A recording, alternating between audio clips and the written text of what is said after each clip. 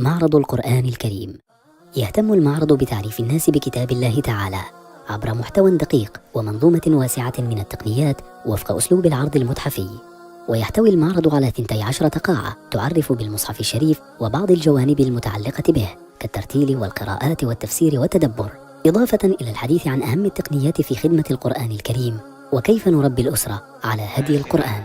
نرحب بالشبل البطل، وهو ممن كان مع الوفد واكتشفناه عنده صوت حسن وحفظ للقرآن. يلا اسمعنا أعظم آية وارفع صوتك.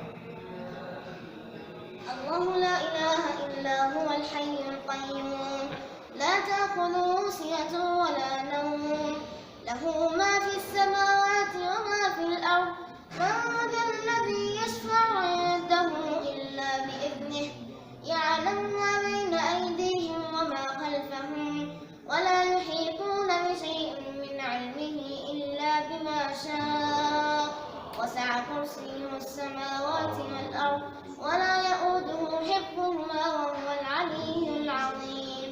فتح الله عليك وبارك الله فيك. إن شاء الله تحفظ القرآن كامل إن شاء الله، وتحفظ معها أسماء الله الحسنى. هذا هدية لك، وهذه لمن حفظك هذه الآيات. بارك الله فيك.